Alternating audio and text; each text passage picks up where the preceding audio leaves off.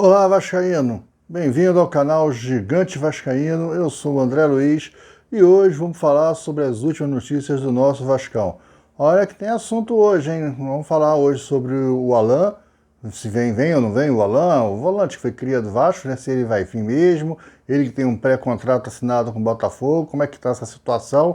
E vamos falar também um pouco sobre o jogo do Vasco de logo mais contra o Bahia, lá na Fonte Nova, né? Um jogo de 9h30 da noite, jogo da Rede Globo, vai passar na TV aberta e também vai passar pelo Premier, né? Vamos falar um pouco sobre esse jogo, a expectativa dessa partida e também vamos falar sobre essa história do volante Alan. Mas antes, quero pedir para que você não esqueça de deixar aquele like, né? O like é muito importante porque o YouTube só considera o vídeo como relevante a partir de uma certa quantidade de likes. Então, se você der o seu like aí, ajuda muito o nosso trabalho. Não esquece também de se inscrever no canal, né? Se você ainda não é inscrito, se inscreve no canal, aproveita e ativa o sininho de notificações, aquela opção todas. Assim, sempre que tiver vídeos novos aqui no canal, o YouTube vai te avisar. Tá legal? Vamos conversar agora. Primeiro vamos começar falando sobre o jogo. Vamos falar sobre Vasco e Bahia.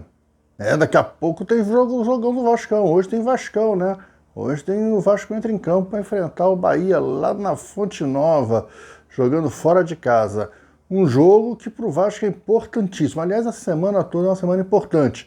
O Vasco estava arriado, com os 4 pneus arriados, já tinha praticamente jogado a toalha no ringue, já tinha desistido, mas a vitória contra o São Paulo reanimou, levantou os ânimos, deu uma nova vida, uma nova esperança ao Vasco. Se o Vasco vence hoje o Bahia, o Vasco entra definitivamente no páreo, foge praticamente da zona do rebaixamento e se torna aí um candidato a beliscar uma vaga na Sul-Americana e quem sabe até voos maiores no campeonato a partir da abertura da janela, já que o time vai se qualificar bastante a partir do dia 10 de julho com a chegada do Coutinho, que está tudo certo, né? Falta alguns detalhes apenas, deve ser anunciado até o final do mês. A expectativa era que fosse anunciado até o final dessa semana, mas tem uns embrólios aí com Aston Villa, talvez até o final do mês o Coutinho já está liberado, né?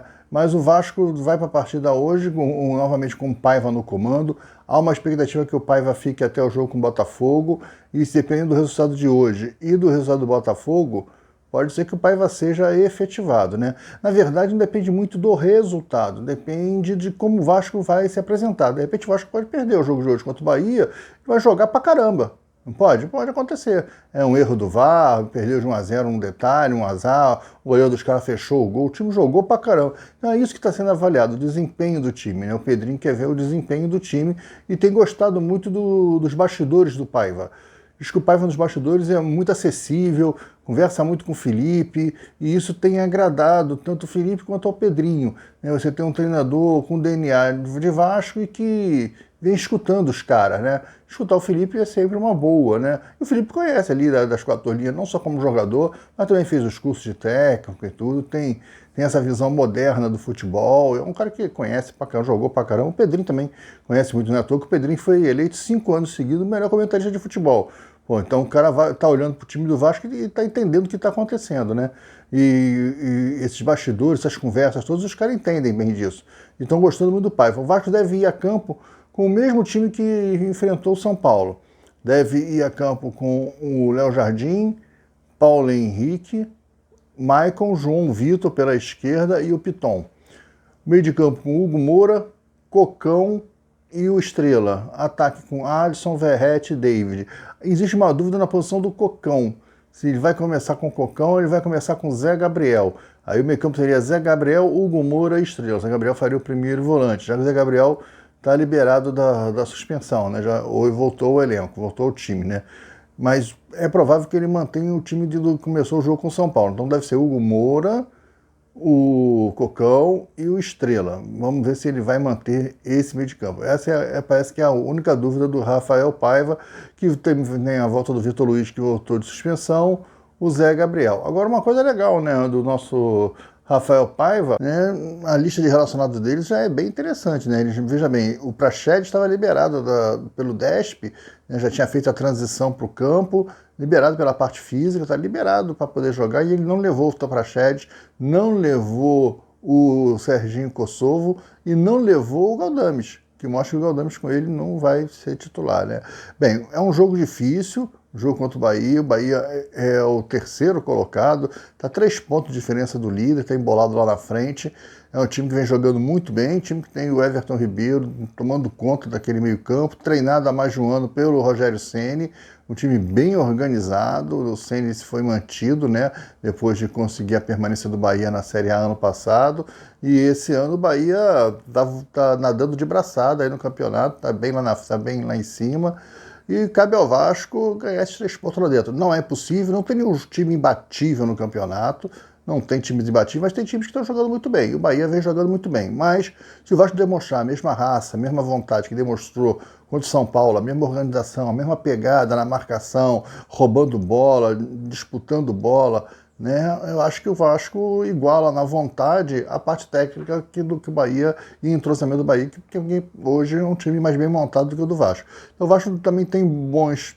jogadores, tem bons talentos, tem os jovens da base, torcer para que o Estrela continue tranquilo, mesmo jogando fora, e faça uma boa apresentação, né? Vamos ver como vai sair o Estrela. E é isso, torcer muito para que o Vasco possa ter um bom resultado logo mais às 9h30 da noite, tá bom? Agora vamos falar sobre essa confusão aí, dessa negociação do Alan, né? Dizem que o Alan se arrependeu de ter assinado em fevereiro o pré-contrato com o Botafogo, mas tem multa, né? E a multa é 2,5 milhões e ele não está disposto a pagar essa multa, né? Ainda não tem conversa. O Texas já deu logo uma declaração de que ele é jogador do Botafogo, que só se ele pagar a multa para sair fora, que não tem nada disso não. Mas parece que ele vai conversar lá com o Botafogo. Tem esse negócio, né, cara? O jogador, quando não tá afim, o clube forçar uma barra, o clube também não é legal, né? Porque o cara não tá afim, não tá feliz, já vai chegar no teu time, assim, criando essa confusão no elenco, o Botafogo tá bem no campeonato, será que vale a pena esse estresse todo? Então, pode ser que negocie essa multa aí. Essa é a notícia que nós temos, mas ele é um cara muito correto. O Alan diz que é um cara muito correto e que ele não é de quebrar contrato. Ele vai acabar cumprindo o contrato e vai fazer o seu melhor. Mas diz que está triste, diz que está meio que arrependido que assinou o contrato. Vamos ver como é que fica essa situação. Eu acho muito difícil a vinda do Alan, a menos que o Vasco tenha 2,5 milhões de dólares e pague a multa rescisória desse pré-contrato. 2,5 milhões está dando hoje aí mais ou menos o quê? Uns 12 milhões e meio de reais. Eu acho que não vai pagar 12 milhões e meio de reais no Alan. Não vai. Né? Acho até que vale. Né? Já há um movimento, libera o Pix que a torcida paga esses 2,5 milhões. Será que paga? Porque o problema é que não tem tempo, né? Porque dia 30 o Alan termina o contrato com o clube árabe. Dia 1º, 1/7, o pré-contrato do Alan passa a valer. Então tem que ser até dia 1º/7, vai ter que pagar essa multa aí do pré-contrato do Alan, porque o pré-contrato do Alan passa a valer a partir de 1º/7 e vai virar o contrato.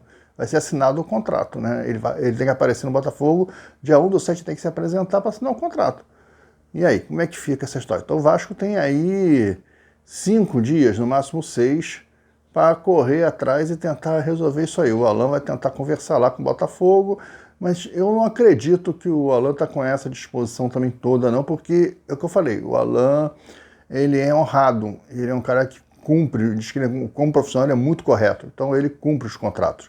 Então acho que ele não tem esse perfil de ir lá conversar, forçar uma barra para romper o contrato, né? Ele não é o perfil do cara, não. Infelizmente, seria um baita de um reforço para o Vasco o Alan. O Alan, sim, seria um baita reforço para a volância, né, do Vasco, né?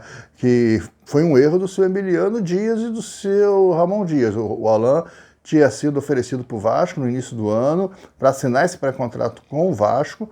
O Ramon Dias queriam Cuejá, não aceitaram o Cuejá, perderam o Alan e ficaram com o Sforza.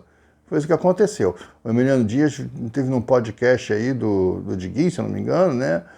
No Futebolaço, e falou umas coisas que, nós temos 28 nomes para 7 partes, só fomos atendidos em 1. Cara, mentira, né? Tá mentindo, porque 2 a gente sabe que você pediu. Lembra do Sebastião Ferreira? Foi vocês que inventaram o Sebastião Ferreira. O Rojas está aí até agora. Vocês que inventaram o Rojas, vocês que queriam o Rojas. Os scouts do Vasco foram contra a contratação do Rojas.